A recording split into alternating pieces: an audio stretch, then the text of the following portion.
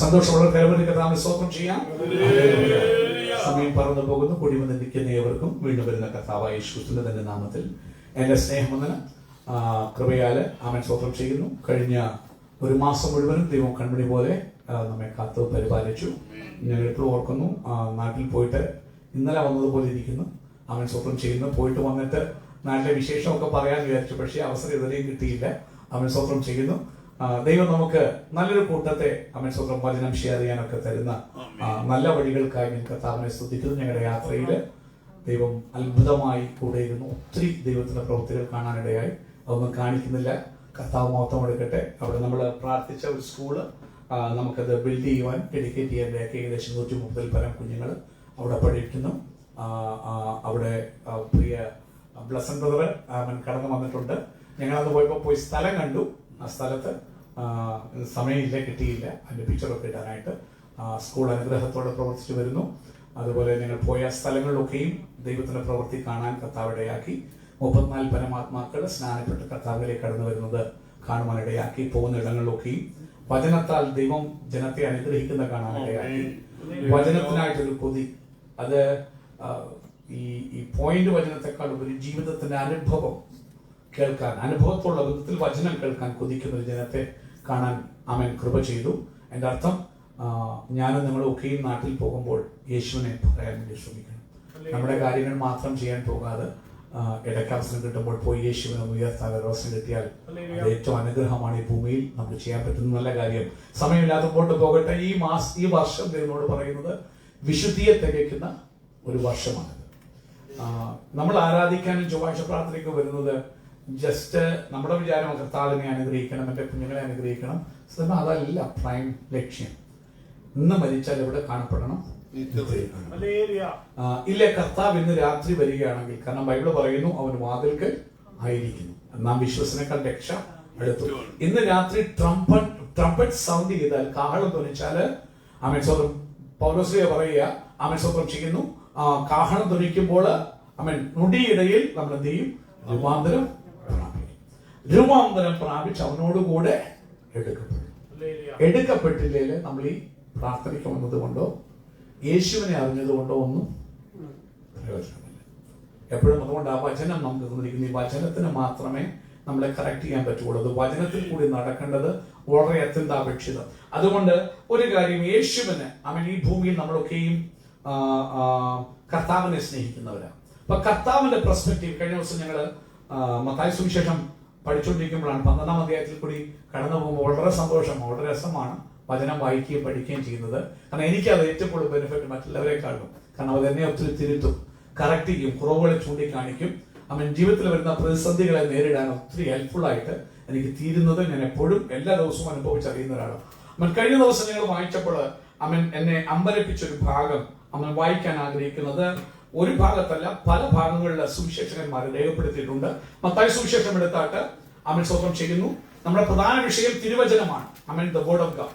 ദൈവവചനം നമ്മുടെ ഹൃദയത്തെ എന്ത് ചെയ്യണം? ഉടയ്ക്കണം. കല്ലുപോലെ ജീവിതത്തിന്റെ കഷ്ടങ്ങളും പ്രശ്നങ്ങളും ഒക്കെ വന്നിട്ട് ഹൃദയം കല്ലായിട്ട് കരയാൻ പോലും കഴിയില്ലാതെ, കല്ലുപോലെ വചനം വന്നാലും പ്രതികരിക്കാൻ കഴിയാത്ത അവസ്ഥകളിൽ നമ്മെ പിശാച് കൊണ്ട് എത്തിക്കും.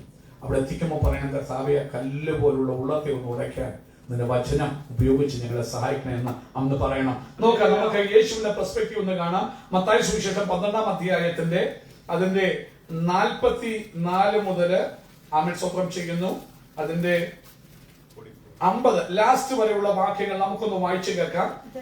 ഇത് തന്നെ നമുക്ക് മർക്കോസിലും വായിക്കണം, ലൂക്കോസിലും വായിക്കണം. And when he comes, he finds it empty, swept and put in order. Then he goes and takes with him 7 other spirits more. Sorry, 46 അത് വായിക്കേണ്ടതാണ് ഞാൻ വിശ്വസിക്കുന്നു. നോക്കണം, അങ്ങനെയാണെങ്കിൽ ലെറ്റ്സ് ഗോ ഫ്രം 43. അത് അതിന്റെ സ്റ്റാർട്ട് ചെയ്യുന്ന അതിന്റെ ഭാഗം എന്ന് പറയുന്നത് 45 മുതലാണോ? 43 മുതൽ വായിച്ചു. When an unclean spirit goes out of a man, he goes through dry places seeking rest and finds none. Then he says, I will return to my house from which I came. And when he comes, he finds it empty, swept and put in order. Then he goes and takes with him 7 other spirits more wicked than himself, and they enter and dwell there, and the last state of that man is worse than the first. ശ്രദ്ധിക്കണം, നിങ്ങൾക്കെല്ലാം പരിചയമുള്ളത് ആ ഭാഗം. അതിലേക്ക് പോകാനിരുന്നതല്ല, പരിശുദ്ധാത്മ വായിക്കാൻ ആഗ്രഹിക്കുന്നുകൊണ്ടാണ് അത് വായിപ്പിച്ചത്. യേശു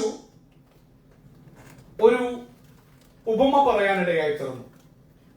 അശുദ്ധി ആത്മാവ് വിട്ടുമാറി സൗഖ്യം പ്രാപിച്ച ഒരു മനുഷ്യനെ കുറിച്ച് അല്ലേ? ഇന്ന് രാത്രികാലം ഓർത്തോണം, കഴിഞ്ഞ കാലങ്ങളിൽ ദുഷ്ടാത്മാവ് പാപത്തിന്റെ വഴികളിൽ എന്നെയും നിങ്ങളെയും കൊണ്ട് നടത്തിക്കൊണ്ടിരുന്ന കാലത്ത് നിന്ന് രക്ഷയിലേക്ക് നമ്മെ വരുത്തുമ്പോൾ നമുക്ക് പറ്റുന്ന ഒരു കാര്യമാണ്, നമ്മിൽ നിന്ന് അശുദ്ധിയുടെ ആത്മാക്കള്, അല്ലെങ്കിൽ നമ്മെ പാപത്തിൽ കുരുക്കിയിരുന്ന, മദ്യപാനത്തിൽ കുരുക്കിയിരുന്ന, അവൻ പാപപ്രവർത്തികളിൽ കുരുക്കിയിരുന്ന ആ ദുഷ്ട ആത്മാവ് നമ്മളെ വിട്ടു പോകുമ്പോൾ സംഭവിക്കുന്ന ഒരു കാര്യം, ആ ജീവിതം ക്രമത്തിലാണ് അല്ലേ? അടിച്ചും ചിട്ടയായും ക്രമീകരിച്ചും ആ വീട്, അങ്ങനെയല്ലേ വായിക്കുന്ന വീട് അല്ലേ? മലയാളത്തിൽ നിന്ന് വായിച്ചേ, അത് ഒഴിഞ്ഞതും അടിച്ചു വാരി അലങ്കരിച്ചതുമായി കാണും. പക്ഷെ അവിടെ പ്രശ്നം ഉണ്ടായതൊരു പ്രശ്നമുള്ളൂ, ഒഴിഞ്ഞതായതൊരു പ്രശ്നം അല്ലേ? അവിടെ എന്തുകൊണ്ടാണ് ഈ നിറയ്ക്കുന്നത് ചോദിച്ചാൽ വചനം കൊണ്ട് നിറയ്ക്കും. പക്ഷെ പ്രശ്നമില്ല, കർത്താവ് ഒന്ന് വിടുതൽ കൊടുത്തു, ഒഴിഞ്ഞു കിടക്കുകയാണ്, അടിച്ചു വാരി. കർത്താവ് വന്നു കഴിഞ്ഞാൽ ജീവിതത്തിന് ചിട്ടയുണ്ടായി, ക്രമമുണ്ടായി. പണ്ട് കാലത്ത് ഒരു എയിമുമില്ലാതെ ജീവിച്ചിരുന്നത് നല്ല ജോലിയൊക്കെ ചെയ്ത് നല്ല വീട്ടിൽ പ്രശ്നമൊന്നും ഉണ്ടാക്കാതെ മദ്യപാനമൊന്നും ഇല്ലാതെ നന്നായി ജീവിക്കുന്നത് കാണാൻ നമ്മളെ കൊണ്ട് സാധിക്കും. ഞങ്ങൾ പോയ ഇടങ്ങളിൽ പല സ്ഥലങ്ങളിൽ, ഞങ്ങൾ വയനാട്ടിൽ പോയി ആദ്യകാലങ്ങൾ പ്രവർത്തിച്ച സ്ഥലമുണ്ട്. ഞങ്ങൾ ആദ്യം ഇലക്ട്രിസിറ്റി എടുത്ത് കൊടുത്ത ഒരു ഗ്രാമം നിങ്ങൾക്കറിയാമോ? 2 വർഷം മുമ്പ് അത് കേരളത്തിലെ മോഡൽ ഗ്രാമമായിട്ട് മാറി, കേരളത്തിലെ മാതൃകാ ഗ്രാമമായിട്ട് മാറിയെന്ന് മാത്രമല്ല, മാനന്തവാടി കളക്ടറും തൊട്ടടുത്തുള്ള വേറെ ഒരു സിറ്റിയിലേക്ക് ഈ 2 കളക്ടർമാർ അവിടെ വന്നിട്ട് അവർ കമ്മ്യൂണിറ്റി ഹാൾ ഉണ്ടായിരുന്നു. അവരവിടെ ആരാധന നടത്താൻ എന്ത് ചെയ്തു? കാരണം ഇവിടെ ഡി അഡിക്ഷൻ സെന്ററുകൾക്കൊന്നും ചെയ്യാൻ പറ്റാത്ത പ്രവൃത്തി 10-70 വീടുകൾ അവിടെ ഉണ്ട്. അതിൽ മിക്കവാറും ഓൾമോസ്റ്റ് 66 or 68 വീടും ക്രിസ്തുവിലേക്ക് വന്നു കഴിഞ്ഞു. മധ്യമാനം ആ ഗ്രാമത്തിൽ നിന്ന് മാറി അത് ഏറ്റവും ബ്യൂട്ടിഫുൾ ഗ്രാമമായിട്ട് മാറി. അതായത് യേശു വന്നാൽ ഈ വചനം ഒന്ന് ഉള്ളിലോട്ടൊന്ന് കയറാൻ അവസരം കൊടുത്താൽ നിന്റെ ജീവിതം, എന്റെ ജീവിതം എല്ലാം ചിട്ടയാകും, ക്രമമാകും, ശുദ്ധീകരിക്കും. പക്ഷെ അവിടെ കൊണ്ട് നിർത്തരുത്. നമുക്ക് പലപ്പോഴും പറ്റുന്ന പിന്നെ നമ്മൾ ചെയ്യുന്ന ആകപ്പാടെയുള്ള മറുമരുന്ന് പറഞ്ഞാൽ ആരാധന, ആഴ്ചയിലൊന്ന് ഞായറാഴ്ച ആരാധനയ്ക്ക് പോകും, പിന്നെ നല്ല പാസ്റ്റർമാർ. ആ പാസ്റ്റർമാരുടെ പ്രസംഗം കേട്ടൊന്നും കാര്യം നടക്കത്തില്ല. നിനക്ക് വചനവുമായിട്ടൊരു ബന്ധമില്ലെങ്കിൽ വള്ളപ്രവാചകന്റെ പാസ്റ്ററുടെ ഇന്ന് നേരം ഓടുക. കർത്താവിന്റെ തീ പോലെയുള്ള വചനം തൊട്ടരികെ നമുക്ക് തന്നിരിക്കുന്നത് വായിച്ച് പാനം ചെയ്ത് കുടിക്കാൻ, ഇതുകൊണ്ട് ഉള്ളത്തെ നിറയ്ക്കാൻ. ഇതുകൊണ്ട് ഉള്ളം നിറച്ചാൽ അവൻ തന്റെ വചനം അയച്ചവരെ പിന്നെ വേറെ എവിടെയെങ്കിലും പൈസ മരുന്ന് മേടിക്കാൻ പോകേണ്ട കാര്യമുണ്ടോ? ഇല്ല. ഇതിന്റെ ഉള്ളത്തിൽ അങ്ങ് നിറഞ്ഞു കഴിയുമ്പോൾ അരച്ചു നിന്നു അതങ്ങ് അതിലങ്ങ് രസിച്ചു കഴിയും. ഇതങ്ങ് നിറഞ്ഞു കഴിയുമ്പോ അവൻ ഹൃദയം നിറഞ്ഞ് കവിയുന്നതല്ലോ അതരം പിന്നെ പറയാൻ വേറൊന്നും കാണത്തില്ല. വന്നാൽ ഈ വചനം മാത്രമേ പറയാൻ ഉള്ളു നിറഞ്ഞിരിക്കുന്ന എന്തുവാ? വചനം. പക്ഷെ ഈ മനുഷ്യന്റെ ജീവിതത്തില് യേശു വന്നു, മാറ്റമുണ്ടായി, ആവശ്യമില്ലാത്തല്ലോ ഒഴിഞ്ഞു, അടുക്കും ചിട്ടയും ഉണ്ടായി, പക്ഷെ ഒഴിഞ്ഞു തന്നെ കിടന്നു. ഇന്ന് രാത്രി കുഞ്ഞുങ്ങളാണെങ്കിലും പ്രായമുള്ളവരാണ്, പാസ്റ്റർമാരാണെങ്കിലും ശ്രദ്ധിച്ചോളൂ. ഒഴിഞ്ഞു കിടന്നാൽ ഒഴിവുള്ളിടത്തേക്ക് കുടിയേറാൻ ചിലർ ഇന്ന് രാത്രിയും ശ്രദ്ധയോടെ തക്കം പാർത്തുകൂടി നടക്കുന്നുണ്ട്. ഇന്ന് രാത്രി ഒഴിച്ചിടാനിടയാകരുത്. Do not put it empty. പിന്നെ അതിനകത്ത് എന്ത് നിറയ്ക്കണം? Fill it with the word. Open up doors, Lord. വാതിൽ തുറക്ക്, ഞാൻ പോകാം. I will open up my mouth. എന്റെ വായെ തുറക്കാം. ഞാൻ യേശുവിനെ കുറിച്ച് എന്ത് ചെയ്യാം? പറയാം. എന്നെ കുറിച്ച് ഞാൻ പറയും. ഞാൻ പോകാം, എന്നെ പഠിപ്പിക്കുക. കർത്താവ് നിറയ്ക്കും. നിന്റെ വായ വിസ്താരത്തിൽ ഞാൻ അതിനെ എന്ത് ചെയ്യാം? ഇവൻ അത് ചെയ്തില്ല. ഹാപ്പിയായി സാറ്റിസ്ഫൈഡ്. അപ്പൊ എന്ത് സംഭവിച്ചു? മലയാളത്തിൽ എന്ത് വായിച്ചാട്ടെ? While he was still talking to the multitudes. വായിച്ചു. നമ്മളായിട്ട് പോയി. എന്നിട്ട് ഈ ദുരാത്മാവ് തെറ്റു വന്നപ്പോഴ പണ്ട് ഞാൻ പാർത്തിരുന്ന വീട് അടിപൊളിയായിട്ട് നമ്മൾ ഈ അപ്പാർട്ട്മെന്റ് ഒക്കെ ഉള്ളവരാണെങ്കിൽ ഒരാള് ഷിഫ്റ്റ് ചെയ്ത് കഴിയുമ്പോ അമ്മ സ്വന്തം ചെയ്യുന്നു, അടിച്ചു പൊളിച്ച് വൃത്തിയാക്കി. എന്റെ കഷ്ടം അറിയണമെങ്കിൽ അമ്മ അപ്പാർട്ട്മെന്റ് ഉള്ളവരെ ചോദിച്ചാൽ മതി. ഓരോരുത്തരെ ഒഴിച്ചിട്ട് പിന്നെ നന്നാക്കി എടുക്കാൻ വരുമ്പോ പുതിയ ആൾ വരുമ്പോ നല്ല ബ്യൂട്ടിഫുൾ പുത്തൻ അപ്പാർട്ട്മെന്റ് പോലെ ഇരിക്കുന്നു. ഈ ദുരാത്മാവ് കറങ്ങി തിരിഞ്ഞ് വന്നപ്പോ പണ്ട് മാത്രത്തെ വീട് കാണാൻ അടിപൊളി. പുള്ളിക്കാരൻ എന്ത് ചെയ്യുന്നറിയാമോ? ഞാൻ തന്നെ അർമാദിക്കുന്നില്ല, അതുകൊണ്ട് എന്റെ കൂട്ടുകാരെ കൂടെ വിഷയില്ല. അവിടെ സ്ഥലം ഉണ്ടായിരുന്നു നിറഞ്ഞു കിടക്കാൻ, വേറെ ഒന്നും നിറച്ചില്ല. ഇന്ന് രാത്രി നീ ചുമ്മാ ഞായറാഴ്ച പ്രാർത്ഥനയും ആരാധനയും കൊണ്ട് തൃപ്തിപ്പെട്ടു പോയാൽ നിന്റെ സ്പീഡ്, നിന്റെ ബൈബിള് പറയുന്നു, നിങ്ങൾ ദൈവത്തിന്റെ മന്ദിരമാണ്. ദൈവത്തിന്റെ ആത്മാവ് വസിക്കണമെങ്കിൽ വചനത്താൽ ഉള്ളം നിറഞ്ഞാൽ മാത്രമേ ആത്മാവ് അതിന്റെ മേൽ പരിവർത്തിക്കൂ. പിന്നെ ജീവിതത്തിൽ ചില സൃഷ്ടിപ്പുണ്ടാകത്തുള്ളൂ. അവൻ സ്വന്തം ആ സൃഷ്ടിപ്പില്ലാത്തിടത്തോളം കാലം ഒഴിഞ്ഞു കിടന്നാൽ അവൻ അപകടമാണ്. പോയി തന്നിലും ദുഷ്ടതയേറിയ, അതല്ല ഇത്, തന്നെക്കാൾ ഏറ്റവും മോശമുള്ള കുറെ എണ്ണത്തെ കൂടെ കൊണ്ടുവന്ന് വലിച്ചു. എന്നിട്ട് പറയുക, ഈ മനുഷ്യന്റെ പിന്നത്തെ അവസ്ഥ. ഇന്ന് രാത്രി വിശുദ്ധി ജീവിക്കാൻ ഒറ്റ വഴിയുള്ളൂ, വചനത്താൽ നിറയ്ക്കുക. ഉടയിട്ട് കല്ല് പോലെ ഉടയിട്ട് വചനം നിറയ്ക്കുമ്പോൾ, വചനം മറ്റൊരുത്തനെ കുത്താനോ പ്രസംഗിക്കാനോ അല്ല, നമ്മുടെ ജീവിതത്തിലെ കുറവും പാപങ്ങളും അവിശ്വാസങ്ങളും പൊട്ടിക്കാൻ. കർത്താവേ, എങ്ങനെ ഞാൻ പറയപ്പോഴും പറയാറുണ്ട്, ഈ ലോകത്തിലെ ഏറ്റവും ദുഷ്ട, ഇന്ന് രാവിലെ ഞാൻ പലരോടും പറയും ഏറ്റവും ദുഷ്ടമെന്ന് പറയാൻ കാരണം എന്താ ജോലിയൊക്കെ അറിഞ്ഞനുസരിച്ച് നോക്കുമ്പോൾ എൻ്റെ ദൈവമേ അതിൻ്റെ അടുത്തൊന്നും എത്തുന്നില്ല. അങ്ങനെ വരുമ്പോൾ കുറവ് മാത്രമേ ഉള്ളൂ, കരയല്ല എന്ന് പറ്റുന്നില്ല. പിന്നെ വചനം വായി തരുമ്പോൾ പറയുക, അത് മാത്രമേ ഉള്ളൂ. ഇന്ന് രാത്രി കാലത്തായിട്ട് വായിച്ചോ, അടുത്ത വാക്യം വായിച്ചോട്ടെ. അങ്ങനെ യേശു ഇങ്ങനെ പ്രസംഗിച്ചോണ്ട് നിൽക്കുകയാണ്. ശിഷ്യന്മാരും ചുറ്റും ഭയങ്കര മൾട്ടിറ്റ്യൂഡ്, ആൾക്കൂട്ടം എല്ലാം വചനം കേൾക്കാൻ ഓടി വന്നു. വചനം യേശുവിനൊരു പ്രത്യേകത ഉണ്ട്. വന്നു കഴിഞ്ഞാൽ ഈ തമാശയും ഇതൊന്നും പറഞ്ഞുകൊണ്ട് പുള്ളി ഇരിക്കത്തില്ല. വചനം എന്ത് ചെയ്യും? നാഥനില്ലാത്ത ആടുകളെ പോലെ കണ്ടിട്ട് he will speak the word of God. ഈ വേർഡ് ഓഫ് ഗോഡ് ചെല്ലുമ്പോൾ അവർക്ക് ഹീലിംഗും ഡെലിവറൻസും, പിശാച് വിട്ടുമാറും, ഭൂതങ്ങള് വിട്ടുമാറും, വിടുതലുകൾ ഉണ്ടാകും. അപ്പോൾ യേശു അവരോട് വചനം സംസാരിച്ചു കൊണ്ടിരിക്കുമ്പോൾ എന്ത് സംഭവിച്ചു? ആ അമ്മയും സഹോദരങ്ങളും യേശുവിനെ കാണാനായിട്ട് വെളിയിൽ സീക്ക് ചെയ്യുക. എപ്പോഴാണ് ഈ പ്രസംഗം വന്ന് നിർത്തുന്നത്? എന്നോട് സംസാരിക്കാൻ. യേശു വചനം പറഞ്ഞുകൊണ്ടിരിക്കുക. ഇന്ന് രാത്രി ഓർത്തോണം, വചനവും ബന്ധുക്കളും ഒക്കെ ആയിട്ട് വരുമ്പോൾ യേശുവിന്റെ രീതി കാണിക്കാം. ഉടനെ അവനെ കാണാൻ കൊതിച്ചുകൊണ്ട് അവരെ നിന്നു. യേശു ഇതെല്ലാം വലിയ കാര്യം പറഞ്ഞുകൊണ്ടിരിക്കുമ്പോൾ പിന്നെ കേട്ടോ, യേശു നിന്റെ അമ്മ, നിന്റെ സഹോദരങ്ങൾ എവിടെ നിൽക്കുന്നു? ശ്രദ്ധിച്ചു കേൾക്കണം, നിങ്ങൾ എന്നെ ശ്രദ്ധിച്ചു കേൾക്കണം. ഉടനെ യേശു, അയ്യോ എന്റെ അമ്മയെന്ന് പറഞ്ഞു ഓടിച്ചെന്നോ? പലപ്പോഴും പറയും ദൈവത്തിന് അമ്മയില്ല. വായിക്കണം. അടുത്ത യേശു എന്തോ പറയുന്നത്? തന്നോട് പറഞ്ഞവനോട് ആൻസർ ചെയ്തു, ആരാണ് എന്റെ അമ്മയും ആരാണ്?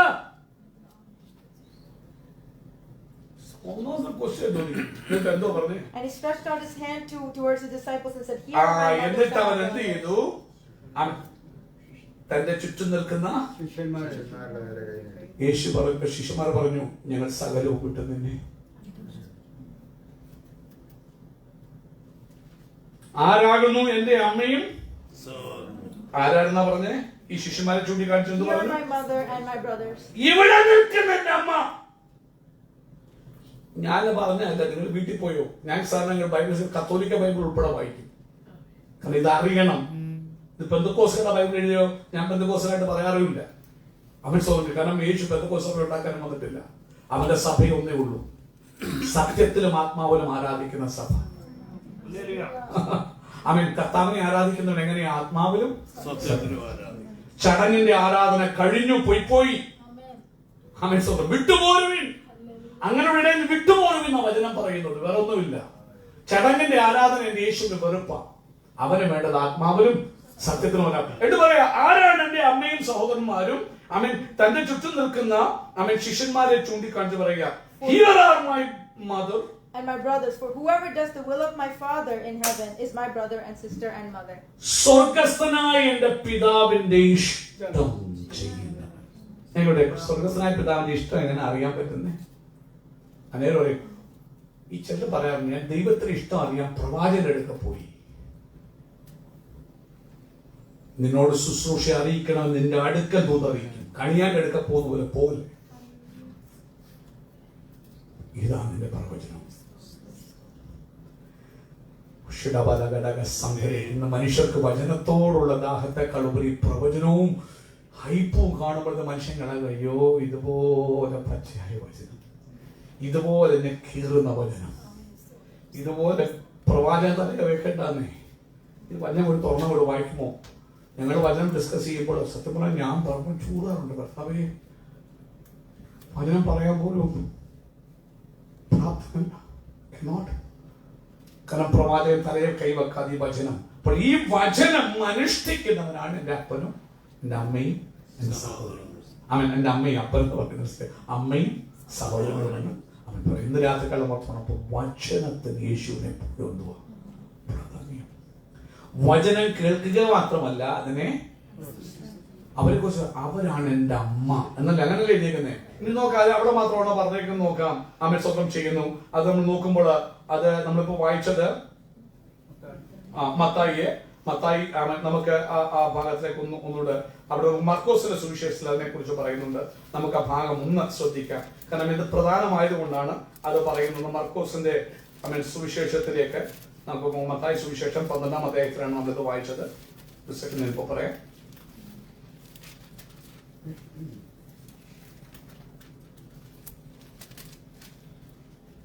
ഓക്കെ, മർക്കോസ് സുവിശേഷം 3-ാം അധ്യായത്തിന്റെ 31 മുതൽ 35 വരെയുള്ള വാക്യങ്ങൾ. ഒരാൾക്ക് ആ സമയം തന്നെ ലൂക്കോസ് 18-ന്റെ 19 മുതൽ 21 വരെയുള്ള വാക്യങ്ങൾ. Then his brothers and his mother came, and standing outside they sent to him, calling him.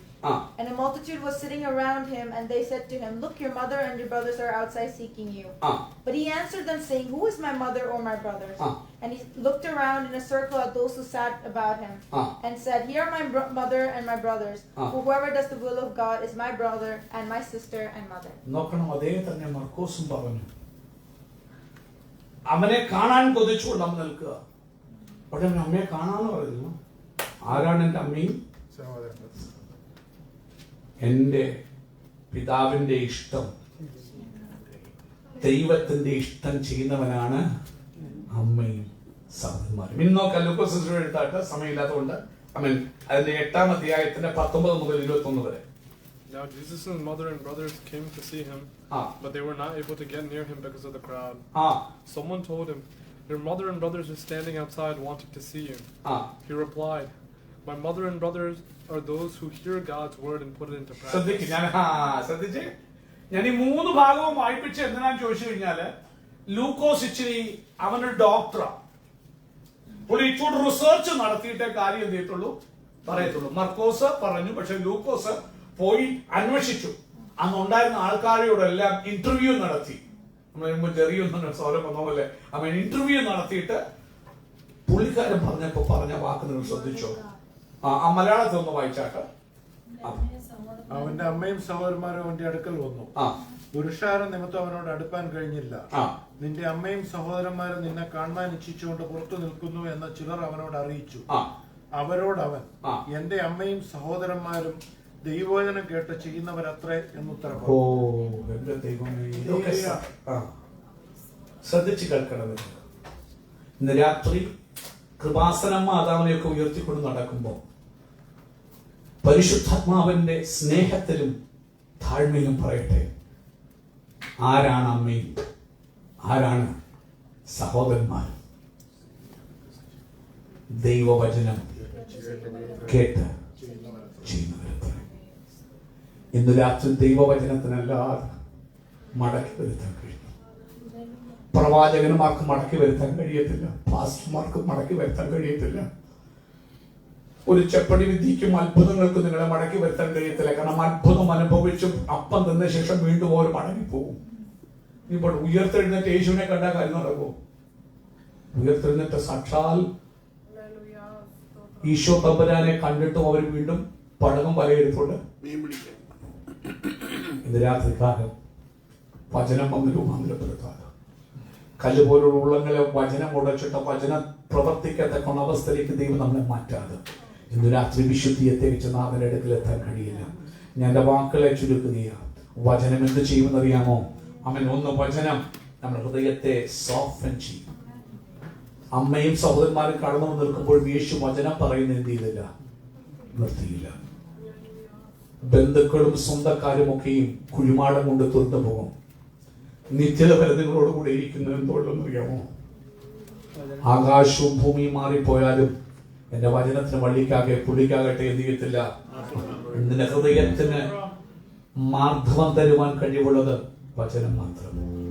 കല്ല് പോലുള്ള ഉള്ളങ്ങളെ ഉരുക്കാൻ കഴിയുന്നത് ദൈവത്തിന്റെ വചനം മാത്രമല്ല ഈ വചനത്തിന് മാത്രമേ ശുദ്ധീകരിക്കാൻ കഴിയൂ. ഇപ്പോൾ കേട്ട വചന നിമിത്തം നിങ്ങൾ ശുദ്ധിയുള്ളവർ.